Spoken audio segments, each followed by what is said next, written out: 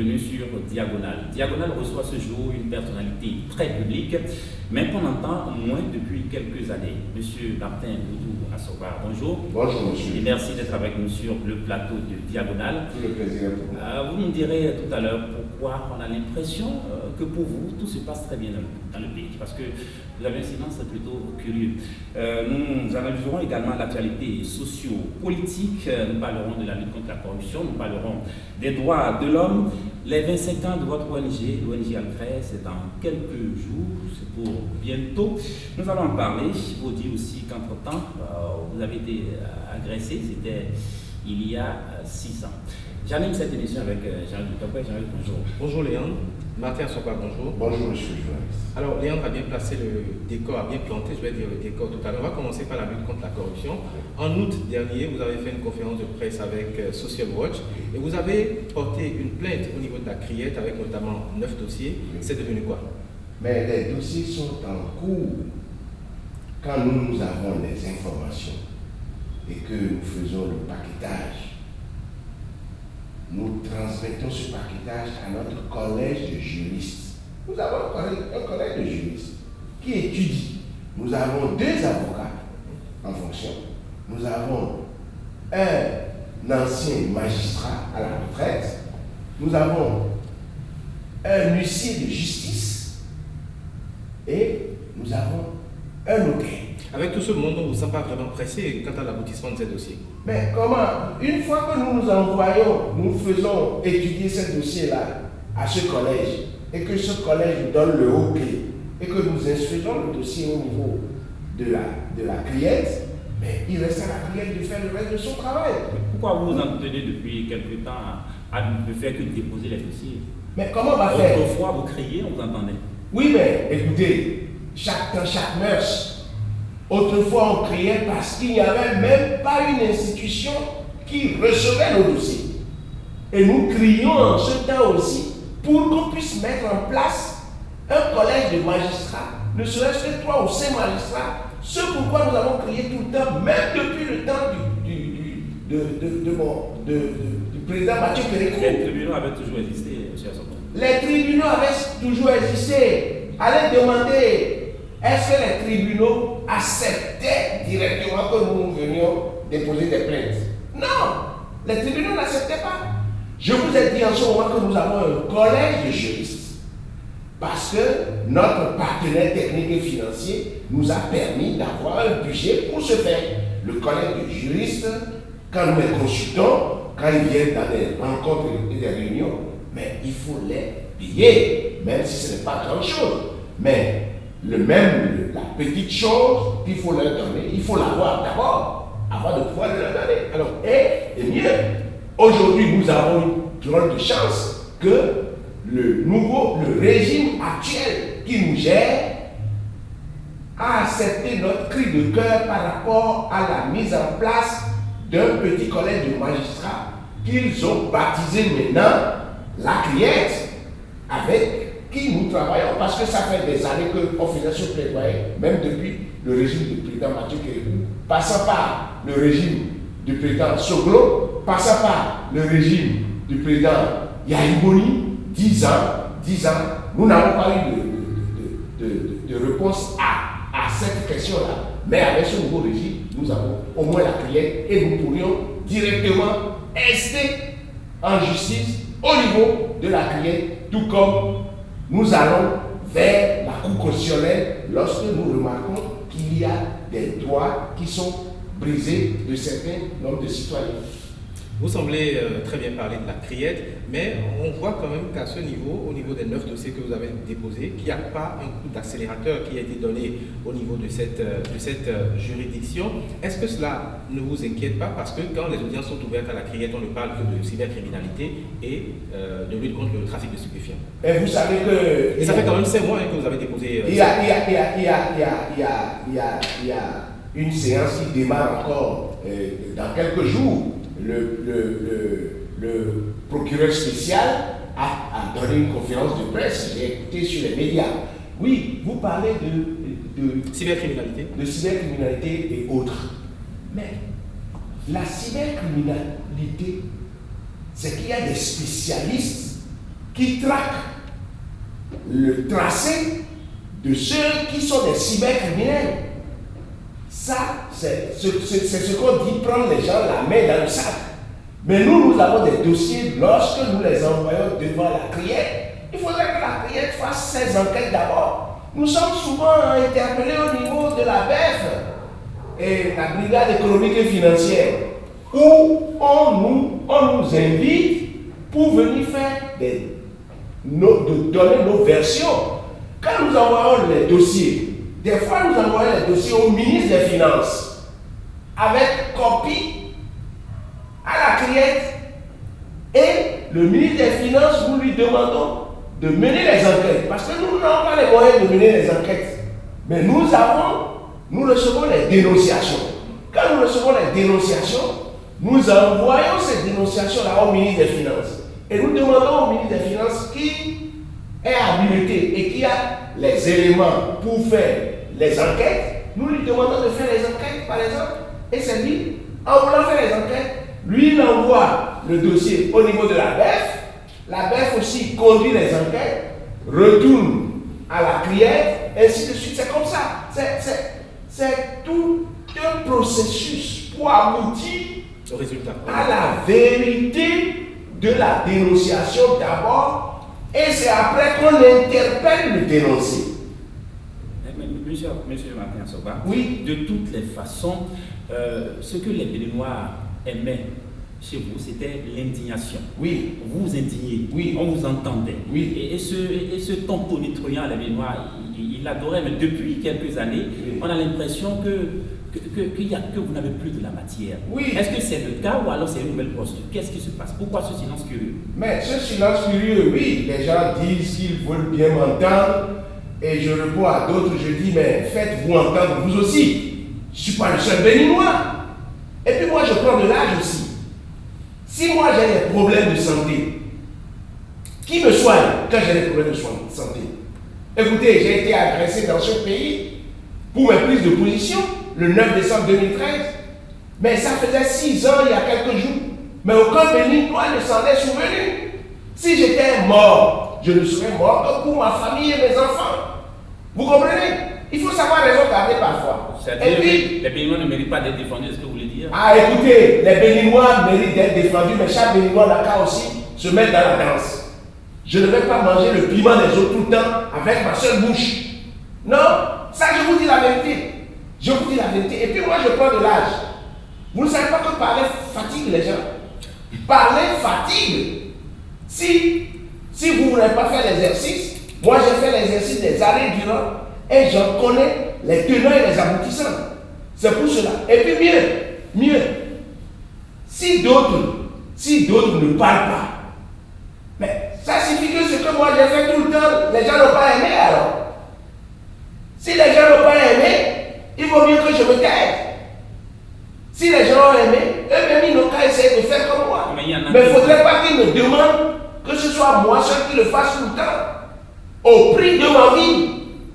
Et quand ça se passe, vous ne trouvez plus à votre chevet que vos enfants et votre femme, et quelques parents, et quelques amis. C'est rarissime. Moi, je veux vivre longtemps. Martin Soba. Pour ma famille. Parce que j'ai des petits-enfants. Je veux voir grandir mes petits-enfants. Leur inculquer l'éducation que moi j'ai reçue.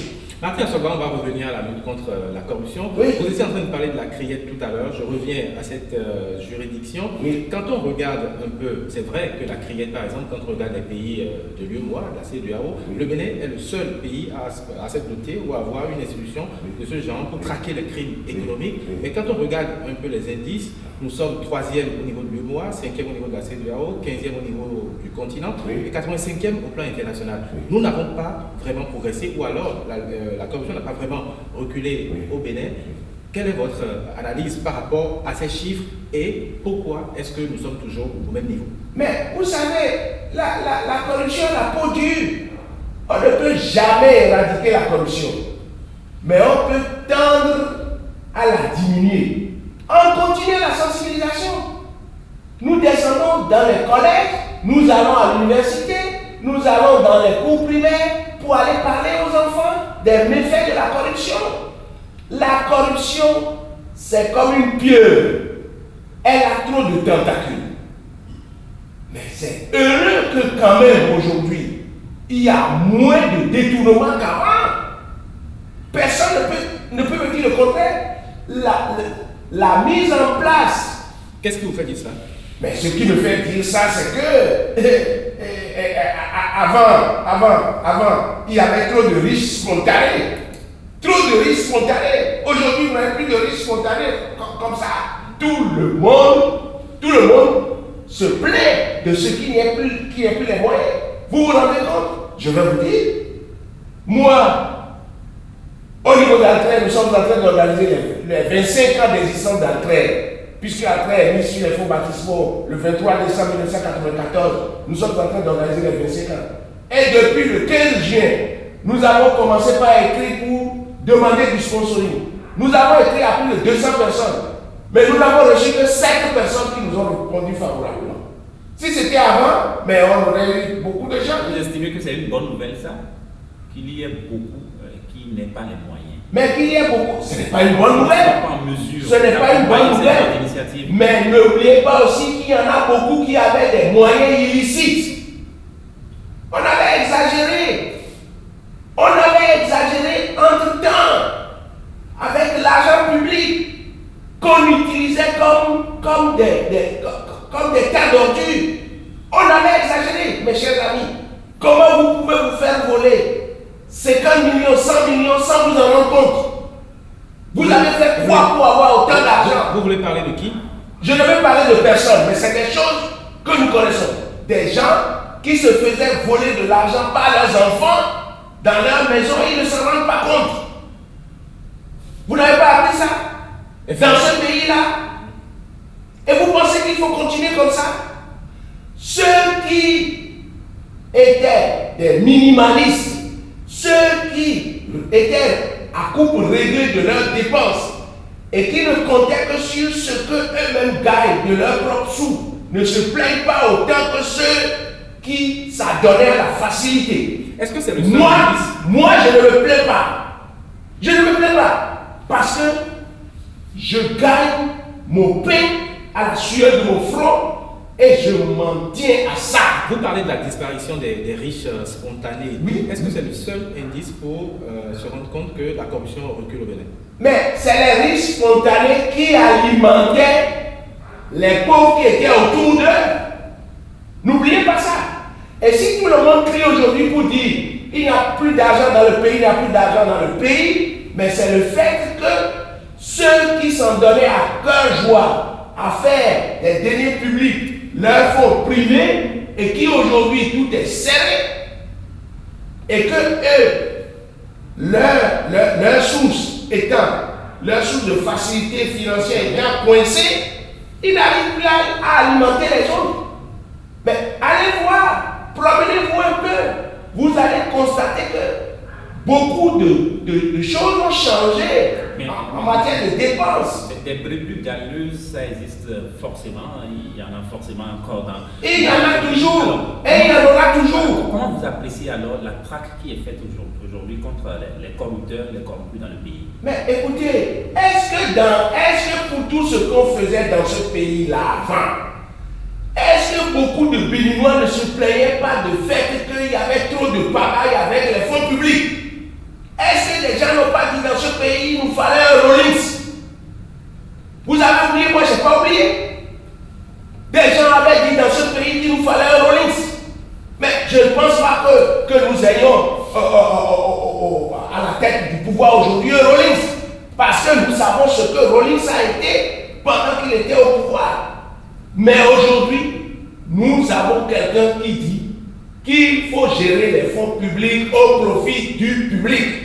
Très bien. Martin Asogwa, on va fermer cette page concernant la lutte contre la Mais corruption. il y avait certains de vos collègues journalistes, permettez-moi de le dire, qui avaient des contrats secrets avec la République. Qu'est-ce que vous appelez contrat secret? Mais contrat secret, c'est eux qui étaient chargés de faire la communication. Mais la communication a un coût. La communication a un coût. Mais ça ne peut pas être secret. Mais vous n'avez jamais vu leur contrat où des gens allaient recevoir chaque week-end selon la catégorie dans laquelle Est-ce que vous avez des éléments sur ça? Est-ce que vous avez des preuves? J'ai été informé par des gens du secteur. Mais ça reste des supputations, M. Assoba. Bon, écoutez, ça reste des supputations, mais vous ne pouvez pas me dire aujourd'hui que cela ne se constate pas par rapport à leurs dépenses aujourd'hui. Puisque vous n'avez toujours pas fait l'enquête, vous ne pouvez pas affirmer. D'accord, jusqu'à la fin, vous n'avez fait aucune enquête. Je n'affirme pas, mais je dis que c'est un phénomène qui avait existé. Martin Assoba, on parlait tantôt. Un phénomène qui avait existé. Le 9 décembre, c'était... Est-ce que vous savez que dans ce pays, Martin Assoba, il le y a 9 eu... décembre... Attendez, est-ce que vous savez que dans ce pays, il y a eu des responsables au niveau, à des niveaux assez élevés, qui prenaient les fonds publics pour aller mettre en banque, en DAT, qui leur produisaient des dividendes? Eh bien, bien sûr, c'est des choses. Mais pourquoi aujourd'hui, c'est des choses dont on nous a donné les informations. Mais pourquoi aujourd'hui avec la criette, vous n'envoyez pas? Et nous avons vu la lune. Nous avons vu la lune que ceux-là avaient en son temps. Monsieur Assoba, c'est ça justement ce qui est curieux. Oui. Depuis un moment chez vous. Vous estimez que tout ça a disparu aujourd'hui? Ça n'a pas disparu, ça existe, mais nous n'avons plus les informations. Il faut que nous ayons les informations d'abord. Les informations que nous avons, nous les exploitons. On va avancer. Nous avons dit que nous sommes allés vers la criette, non? Oui. Nous ne sommes pas allés vers la criette avec le vent. Nous sommes allés vers la criette avec de la matière. Avec de la matière. On va évoluer. On va avancer. Ceux qui veulent nous entendre,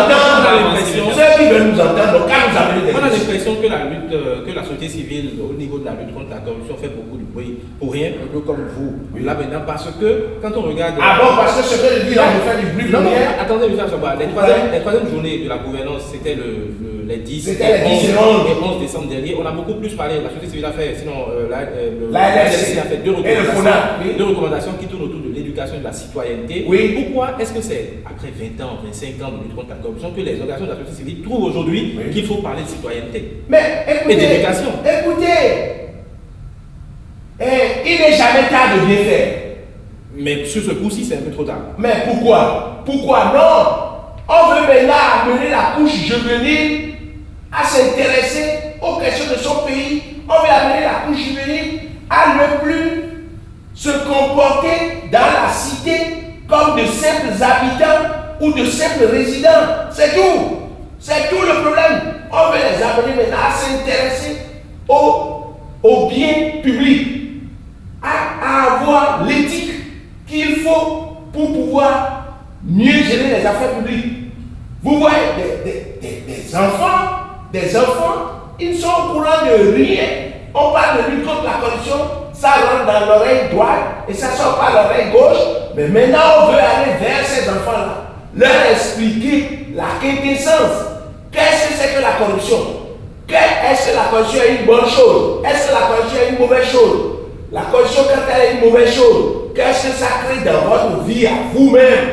C'est ça. Donc, il n'est jamais tard de bien faire, mes chers amis. Votre ONG Alclair lutte également contre lutte pour préserver les droits de l'homme.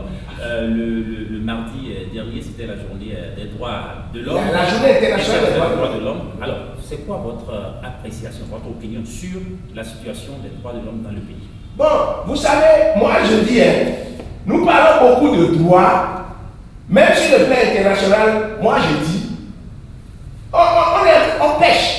on pêche. Nous parlons beaucoup de droits, sans jamais parler de devoirs. Et ça fait que les gens pensent qu'ils ne peuvent que réclamer des droits, sans jamais faire face à leurs devoirs. Écoutez, celui qui respecte les droits doit pouvoir faire ses devoirs. C'est les devoirs d'abord et les droits après. Et lorsque vous respectez vos devoirs et que vous faites vos devoirs, mais on est obligé de respecter vos droits. Il arrive, bien sûr, que des fois, la politique se mêle d'un certain nombre de droits que certains doivent avoir et on ne leur donne pas. Ça arrive. Au-delà de cette... Et ça, c'est au niveau de tous les régimes et dans tous les pays. Voilà. Parce que celui qui a au pouvoir,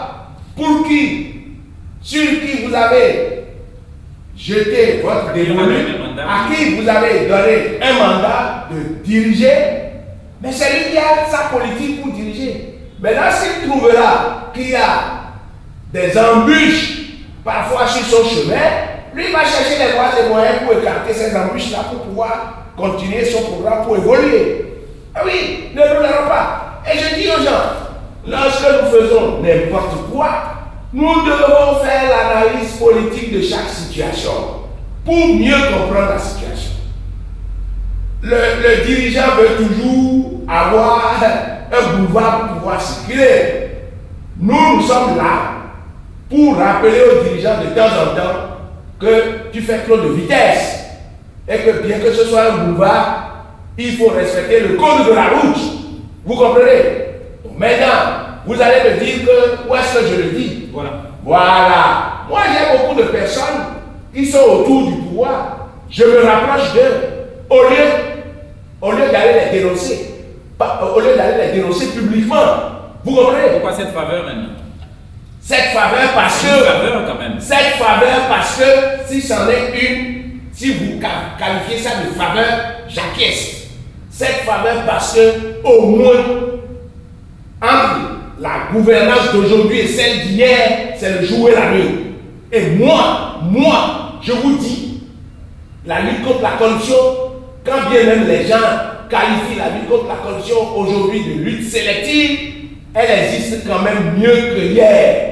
Et moi, je suis de ce côté-là. Je dis la lutte contre la corruption est devenue une réalité. Aujourd'hui, on n'a pas marché. On n'a pas marché avant de mettre en place la criette. On n'a pas fait marche verte. On n'a pas crié sur tous les toits. Mais des choses se passent. Il y a beaucoup de fonctionnaires délictueux qui sont sous les verrous. Beaucoup de fonctionnaires délictueux qui sont sous les verrous. Si vous ne le savez pas, allez vous renseigner. La prochaine session de la criette doit connaître au moins de 11 cas de fonctionnaires qui sont sous les verrous délicats. Parce qu'ils ont détourné les fonds publics. Alors, on vous a très peu entendu sur les droits de l'homme, même sur ce plateau, vous n'avez pas pu nous expliquer, vous n'avez pas pu noter de façon claire, vous n'avez pas pu livrer votre appréciation des droits de l'homme. Non, ce que je vous dis, maintenant, nous allons je vais vers mes connaissances qui sont décideurs aujourd'hui pour leur dire, attention, vous accélérez trop telle ou telle chose. Quand vous le faites comme ça, est-ce que vous avez le retour après? Est-ce que vous sentez que sur des dispositions ou sur des situations sur lesquelles vous vous prononcez et que vous leur donnez la puce à l'oreille, est-ce qu'ils se corrigent? Est-ce que vous sentez que les choses se font différemment? Si les choses bougent, oui. Bon, parfois oui, mais pas toutes les fois. Parce que n'oubliez pas, eux, ils ont leur plan, ils ont leur calendrier. Et ils ne voudront jamais que quelqu'un vienne les bousculer sur leur calendrier. Alors, donc si sur les droits de l'homme, vous avez tout le temps murmuré à l'oreille des dirigeants, sur la question de la construction, vous n'avez pas du tout entendu, contrairement à Social Watch qui a pondu un communiqué par exemple, sur la question de la construction, est-ce que vous avez également murmuré à l'oreille des dirigeants ou alors vous avez des trucs à dire? Écoutez, je suis la religion de moi j'avais déjà dit que notre constitution ne va pas être révisée un jour. Si elle a été révisée dans le cas où elle a été révisée là, et que les fondamentaux n'ont pas été touchés, mais moi je ne sais pas ce que je vais encore chercher. C'est-à-dire que vous vous retrouvez pleinement, vous êtes à l'aise dans cette loi modificative? Vous voulez que je vous dise la vérité? Allez-y. Je n'ai pas encore eu le test.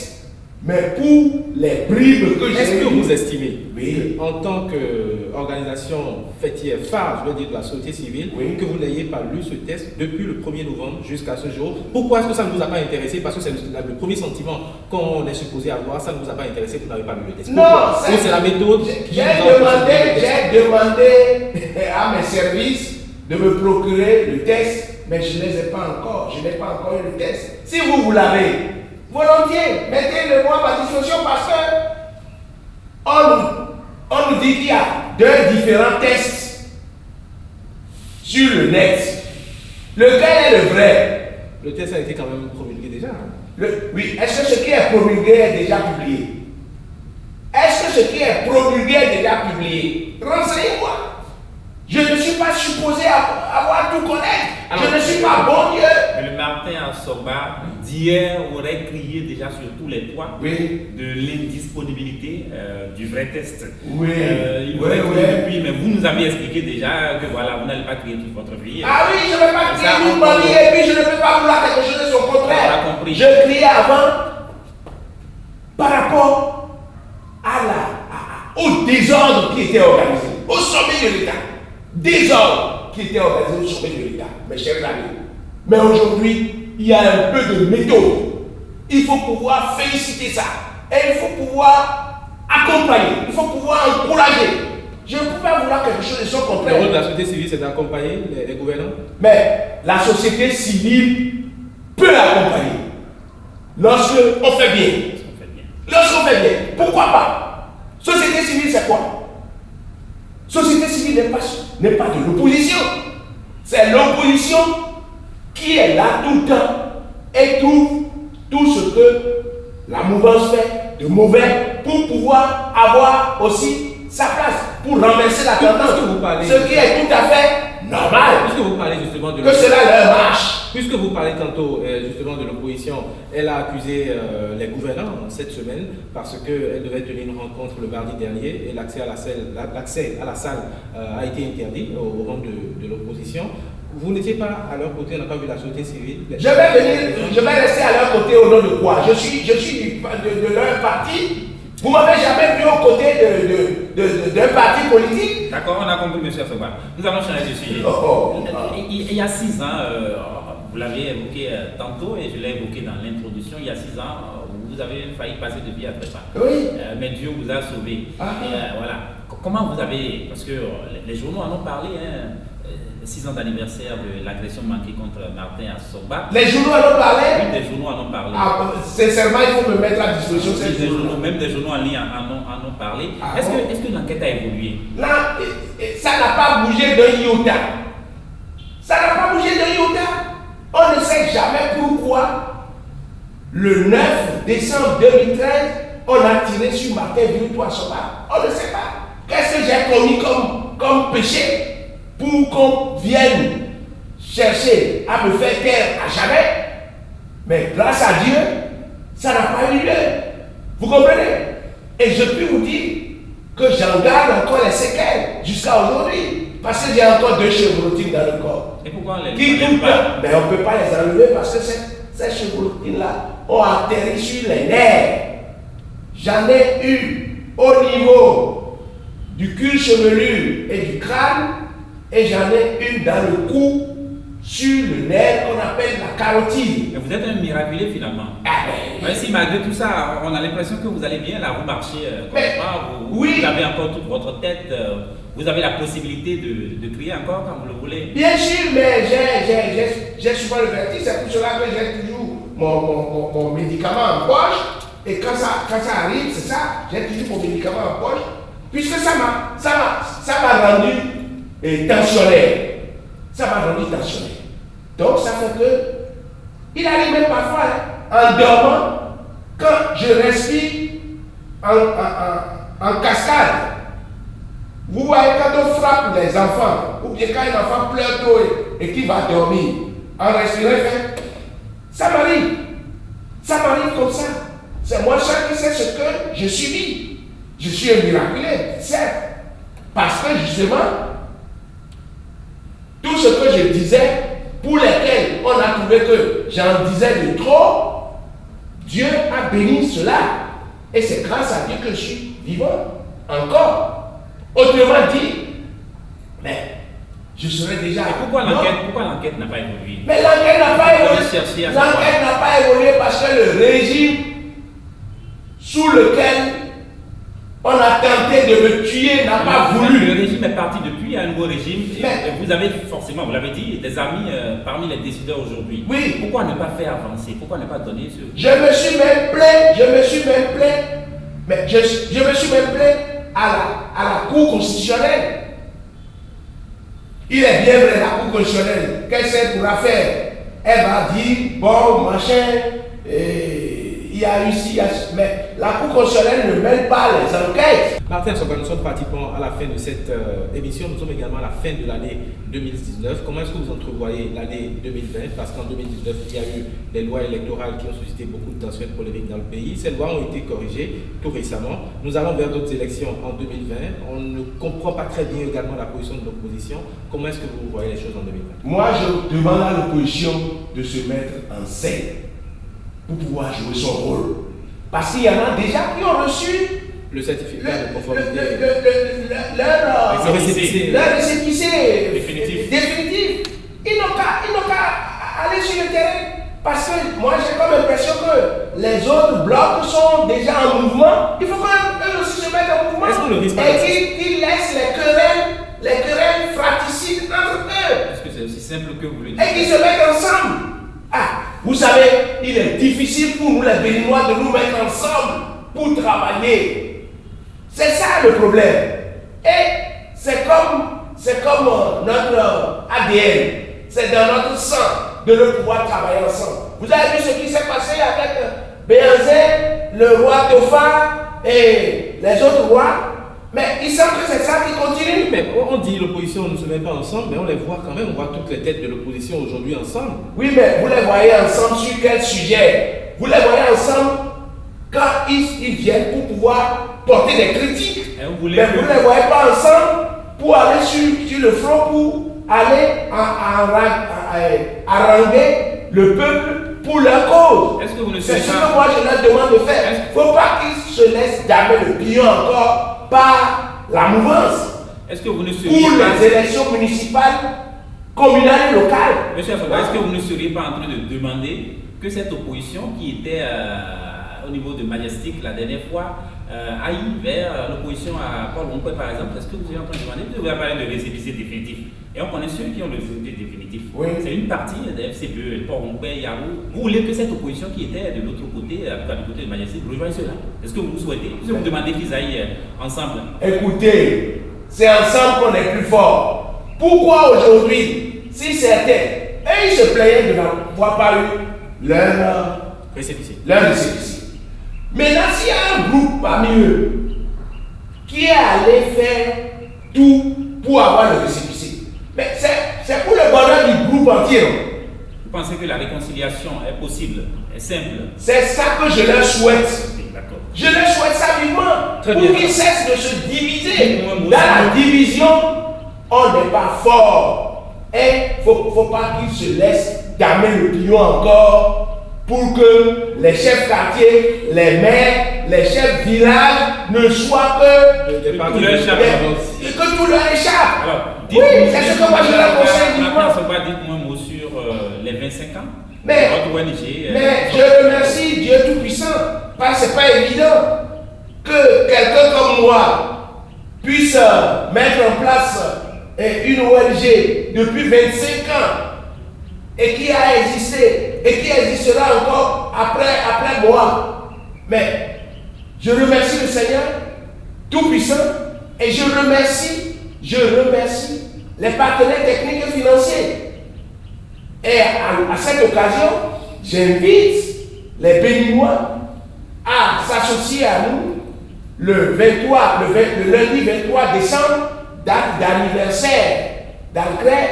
La première activité que nous voulons faire, c'est une messe d'action de grâce pour remercier le Dieu Tout-Puissant à l'église Saint-Michel à 10h, le lundi 23 à 10h. Donc, j'invite les Béninois qui nous aiment bien, malgré qu'ils nous reprochent des choses, malgré que je ne parle plus selon eux, mais je parle quand même. Puisque vous m'avez invité maintenant, je suis venu, non? Absolument. Quand vous m'avez posé des questions, est-ce que je vous ai dit que j'ai refusé de répondre? Donc vous les invitez à vous rejoindre à l'église? Je les invite à nous rejoindre à l'église et à venir prier pour nous, pour que les 25 prochaines années qui doivent arriver là, que les malheurs qui nous étaient arrivés ne nous arrivent point. Parce que je sais que pendant les 25 ans, j'ai eu un accident en revenant de Parakou, toujours par rapport aux élections de notre pays. J'étais allé en mission en Afrique du Sud. J'ai été attaqué, agressé là-bas. Le 9 décembre 2013, sur le chemin qui mène chez moi, à 500 mètres de chez moi. On vous a fusillé? On m'a fusillé, mais grâce à Dieu, je suis là, mais j'ai les séquelles. Donc, je veux prier le Tout-Puissant pour tout ça. Que tout ça s'est arrivé, mais que je suis encore vivant avec mes collaborateurs qui m'aident à faire avancer Alcré. Et c'est Dieu Tout-Puissant qui nous porte. Merci Martin Assoba. Nous sommes pratiquement à la fin de cette émission. Avec vous, nous avons parlé de l'actualité socio-politique, nous avons parlé des 25 ans de votre ONG, nous avons parlé de la révision de la Constitution, nous avons abordé pratiquement tous les sujets liés de sources. Merci, chers spectateurs. C'était Diagonale avec Martin Victor Assoba. Merci et à bientôt.